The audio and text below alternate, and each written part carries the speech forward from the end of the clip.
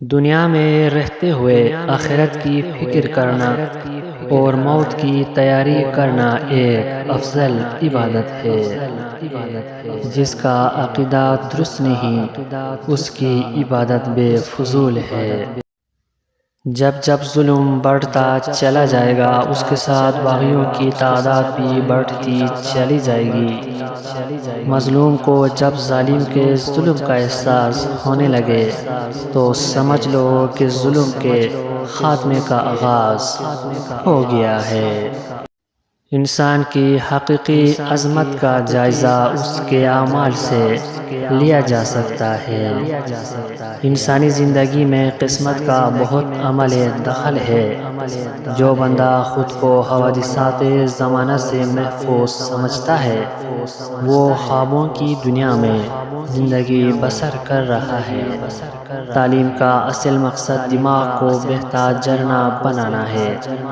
تالاب میں ہی جو نل سے بھر جاتا ہے وہ نل کے ذریعے ہی خالی ہو جاتا ہے۔ عقیدے کی پرورش ماں کی گود میں اور نشوونما گھریلو روایات معاشرتی ماحول میں ہوتی ہیں۔ جب عورت مرد سے اظہار محبت کرتی ہے تو گیت بنتے ہیں، اور جب مرد عورت کے سامنے اپنے جذبات ظاہر کرتا ہے تو غزل ہوتی ہے۔ رشتوں کو جوڑے رکھنے کے لیے کبھی اندھا، کبھی بہرا تو کبھی گونگا ہونا پڑتا ہے۔ ڈگریاں تو تعلیم کے اخراجات کی رسید ہے۔ علم وہی ہے جو کردار سے جھلکتا ہو۔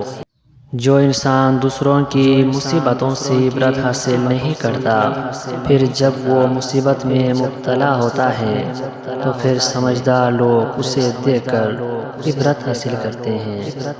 جو شخص اللہ کی عبادت میں سستی سے کام لیتا ہے وہ عام لوگوں سے بھی بد ہے جو عبادت نہیں کرتے۔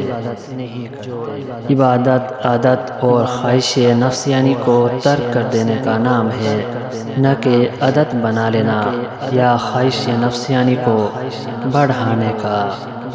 اگر دولت مند ہونا چاہتے ہو تو اپنے بیوی کے گلے میں سورہ اخلاص لکھ کر لٹکا دو، جلدی دولت مند بن جاؤ گے۔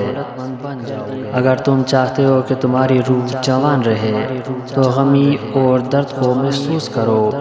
جتنا درد تم حاصل کرو گے تمہاری روح اتنی ہی جوان ہو جائے گی۔ ڈرو اس وقت سے جب آپ کی اذیتوں کو سہ کر کوئی خاموشی اختیار کر لے۔